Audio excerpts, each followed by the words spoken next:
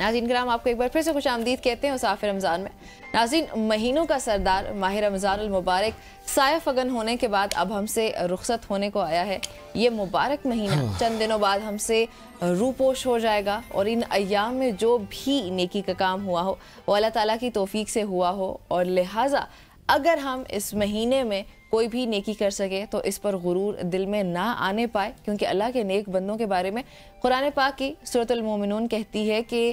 اور جن کا حال یہ ہے کہ وہ اللہ کی راہ میں دیتے ہیں جو کچھ بھی دے سکتے ہیں، اور پھر بھی دل ان کے اس سے خیال سے کانپتے رہتے ہیں کہ ہمیں اپنے رب کی طرف پلٹنا ہے۔ ماہ مبارک رمضان میں جو کچھ بھی ہو سکا وہ صرف اللہ تعالیٰ کی خاص عنایت کی وجہ سے تھا، اور جو نہ ہو سکا وہ سراسر ہماری اپنی ہی کوتاہی اور غفلت کے باعث تھا۔ اس لیے یہاں پہ یہی دعا کرنی چاہیے کہ جو بھی ہم نے اعمال کیے، جو بھی نیکی کرنے کی کوشش کی، چھوٹی بڑی، وہ اللہ تعالیٰ قبول فرمائے، اور اس میں کوئی دھوکے بازی، ریاکاری یا کوئی دکھاوا نہ شامل ہوا، اور اگر ہو تو اللہ تعالیٰ معاف فرمائے اور ہمارے اعمال کو قبول فرمائے۔ بالکل خواتین و حضرات، اور اسی کی ساتھ جو ہے اب الوداع رمضان ہے، دکھ ہے، افسوس ہے، رحمتوں برکتوں اللہ کا جو سب سے پیارا مہینہ ہے وہ ہم سے دور جا رہا ہے۔ اس دعا کے ساتھ اللہ پاک ہماری جتنی بھی کوشش تھی اس کو قبول فرمائے۔ آمین۔ اب الوداع رمضان کو کیسے ہم الوداع کہیں، کیا طریقہ کار ہے، ہمیں کیا کرنا چاہیے، اور اس کے بعد اپنی زندگی کو آگے کیسے بڑھائیں، اس پہ گفتگو کرنے کے لیے ہمارے ساتھ موجود ہیں عبدالحمید صاحب، ریسرچ اسکالر ہیں، پی ایچ ڈی ماشاء اللہ سے نمل یونیورسٹی اسلام آباد میں ہمارے ساتھ اسٹوڈیو میں موجود ہیں۔ انہیں خوش آمدید کہتے ہیں۔ سر السلام علیکم۔ جی وعلیکم السلام، بہت شکریہ۔ سر پہلے سے سب سے پہلے پوچھوں گا کہ آپ کا کیسا گزرا رمضان کا ماہ؟ رمضان المبارک بہت اچھا گزرا ہے الحمدللہ۔ اس دفعہ تو روزوں کا پتہ ہی نہیں چلا، ہے نا؟ ایسے پتہ چلا ہے کہ ایسے لگ رہا ہے کہ جیسے ابھی رمضان شروع ہوا تھا اور ابھی اختتام کو آ گئے، رمضان کے روزے ختم ہو رہے ہیں، پتہ ہی نہیں چلا۔ بالکل اللہ اکبر ہے، بالکل ایسے یہ وقت کا اندازہ نہیں ہو رہا،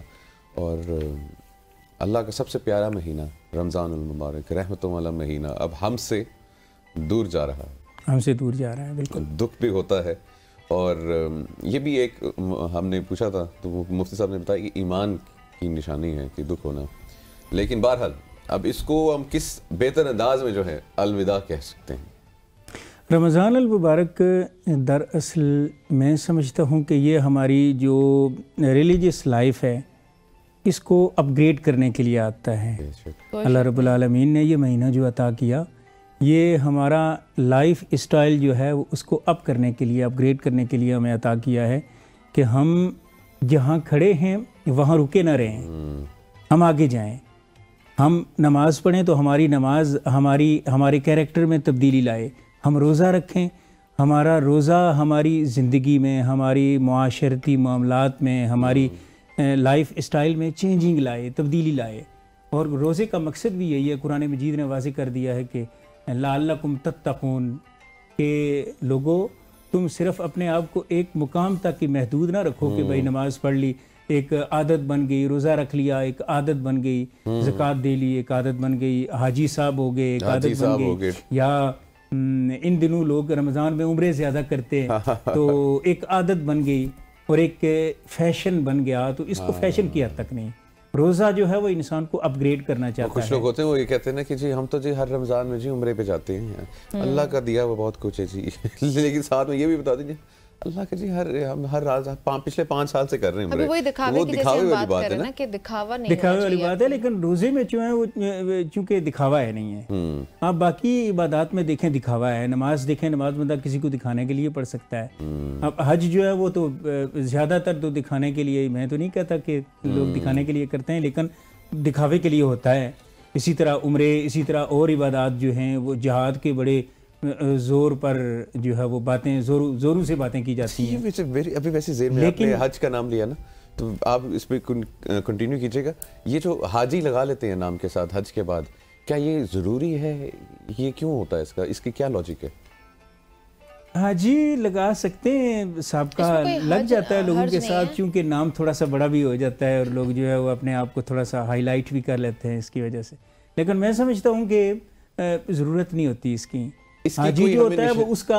اللہ کے ساتھ تعلق ہے، اس نے اس کے گھر میں جا کر کے اس کی بارگاہ میں اپنے آپ کو پیش کر دیا ہے، اور اب اللہ تعالیٰ نے اس کو قبول کیا یا نہیں قبول کیا، یہ بندے کا اور اللہ کا درمیان کا تعلق ہے۔ اس کو حاجی صاحب لگا کر کے تو لوگوں کے سامنے جا کر کے اس کو واضح کرنا اور اپنے آپ کو حاجی کروانا یہ ضروری نہیں کوئی نشانی نہیں ملتی نا ہمیں صحابہ سے ہمارے جو اتنی دیکھیں نا اب بہت اچھا آپ نے نقطہ اٹھا دیا ہے صحابہ اکرام نے ایک نہیں 20 حج کیے ہوئے تھے لیکن کسی کے ساتھ مثلا حضرت ابو بکر صدیق کے کبھی بھی الحاج ابو بکر صدیق کسی نے بھی نہیں کہا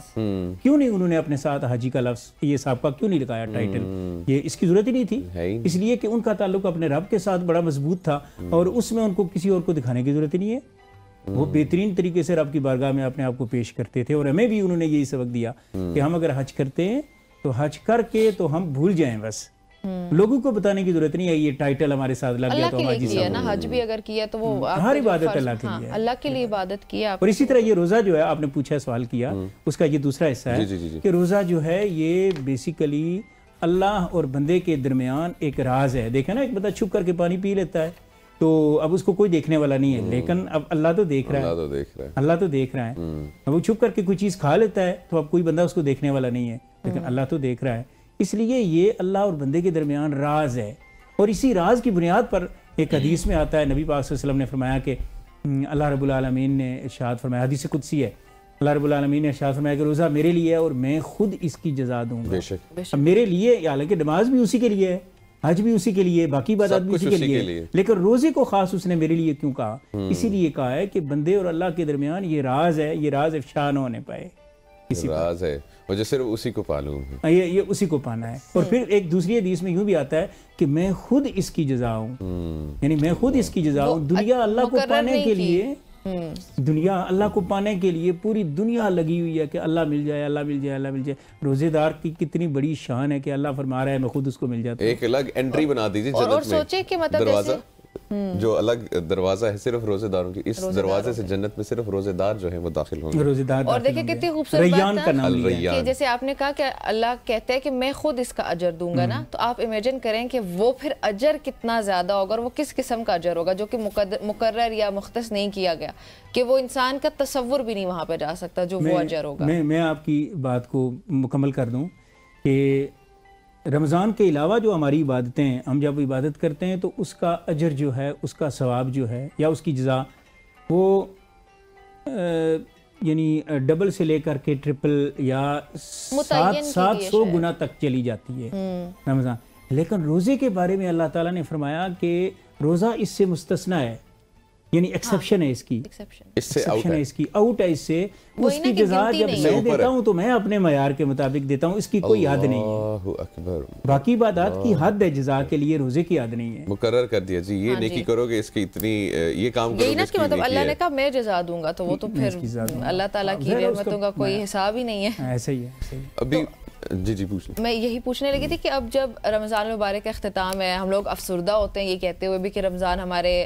ہم لوگوں نے اس سال کا رمضان جو ہے وہ دیکھا الحمدللہ اللہ تعالیٰ اگلا بھی دکھائے لیکن دکھ ہوتا ہے کہ اس رمضان جانے کا اب اس میں لیکن پھر بھی کچھ نہ کچھ ایسے اعمال ہوتے ہیں جو بہت ایزیلی ہم لوگ کر سکتے تھے لیکن شاید ہم نہ کر پائے ہوں آپ کے خیال میں ایسے کون سے اعمال ہیں کہ بہت آسان تھے اور بہت ایزیلی نیکیاں اکٹھی کی جا سکتی ہیں تو ابھی بھی کچھ روز رہتے ہیں تو ہمارے ناظرین شاید اس سے فائدہ اٹھا سکیں اچھا سوال ہے اچھا اس کو یوں آپ دیکھ لیں کہ اسپیسیفک تو نہیں کیا جا سکتا کہ بھائی فلاں عمل ہے فلاں عمل ہے فلاں عمل ہے اس طرح ظاہر ہے ہر بندے کی اپنی لائف ہے اور اس میں اس کے مواقع بھی مختلف ہیں ہر بندے کو مختلف مواقع نیکیوں کے ملتے ہیں مثلا کسی کو افطار کروا رہا ہے ایسا ہی ہے ایک بندہ دیکھیں نا رستے میں سے جا رہا ہے روزہ رکھے ہوئے ہے اللہ کے لیے اس نے سب کچھ ساری جا رہا ہے ایک رستے میں چھوٹا سا پتھر آتا ہے اس کی فوراً ذہن میں سوچ آتی ہے یہ پتھر اگر چلتے چلتے کسی مسافر کو ٹھوکر لگ گئی وہ گر گیا وہ زخمی ہو جائے گا تو اس سے بہتر کے لیے وہ اٹھا کر کے پتھر کو سائڈ پہ کر دیتا ہے اب یہ موقع اس کا اسپیسیفک موقع ہے اس کے لیے یہ رمضان میں اگر یہ کام کرے گا تو باقی دنوں کی بنسبت اس کا ثواب 700 گنا تک چلا جائے گا یعنی مواقع ہیں اب اس میں زیادہ سے زیادہ مواقع جو ہے وہ بندہ یعنی اویل کرے تلاش کرے اور اویل کرے انہیں یہ مجھے اس سے یاد آ گیا ہمارا ایکٹ آف کائنڈنس ہے نا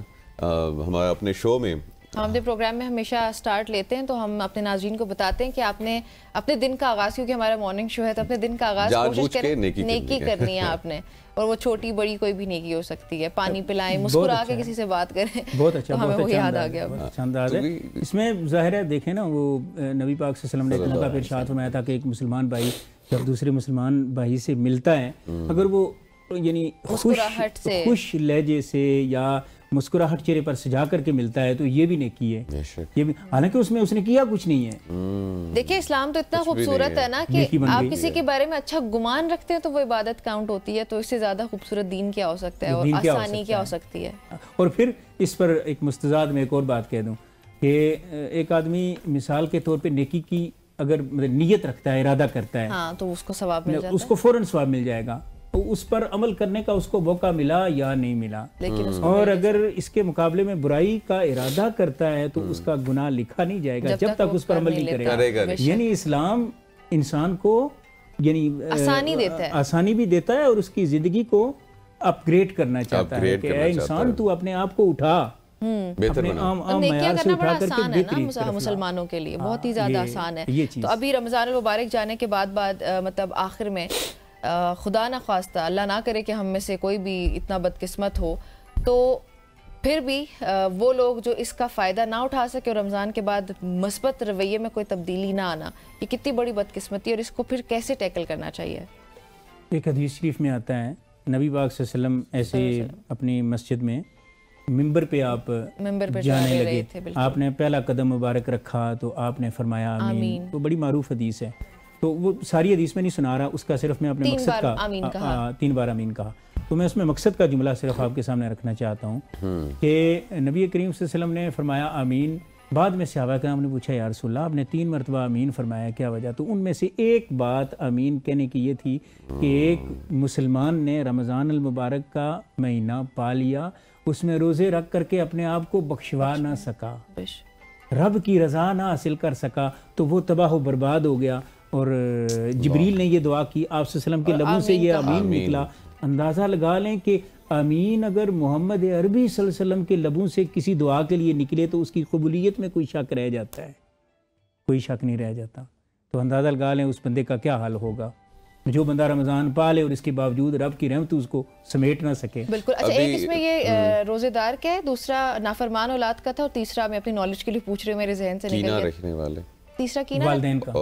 تیسرا والدین کا نافرمان اور ایک کینہ والا، دل میں بغض رکھنے والے اور رشتہ داروں سے جو ہے قطع تعلقی کرنے والے وہ ہیں. اس پہ آمین کہا کہ ہاں آمین، اللہ معاف کرے. لیکن ابھی کچھ دن باقی ہیں خواتین و حضرات، اور ہم چاہیں گے ابھی بھی موقع ہے ہمارے پاس، تو ہم جاتے ہوئے رمضان کو رحمتوں والا اس کو کیسے بہتر سمیٹ سکتے ہیں؟ یہ بھی بہت اچھا سوال ہے. سمیٹتے ہوئے اس چیز کا خیال رکھنا چاہیے کہ بعض لوگ اعتکاف بیٹھے ہوئے ہیں، اعتکاف بیٹھے ہوئے ان کے لیے بہت زیادہ مواقع ہیں.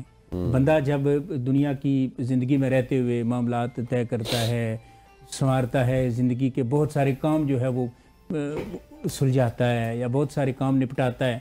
تو اس میں سے تھوڑا سا وقت نکال کر کے وہ اپنے رب سے کہتا ہے اے اللہ میں دنیا کے ساتھ پورا سال گزار چکا ہوں، اب تیرے ساتھ کچھ وقت گزارنا چاہتا ہوں، میں چاہتا ہوں اس میں کوئی تیسرا نہ شامل ہو، میں ہوں اور اے اللہ تو ہو اور میں تیرے ساتھ راز و نیاز کروں. تو اس میں جب بندہ اعتکاف کی حالت میں چلا جاتا ہے، ایک یہ انداز ہے، تو پھر وہ اپنے رب کو جس طرح چاہے راضی کر سکتا ہے، جس طرح چاہے اس سے باتیں کرے.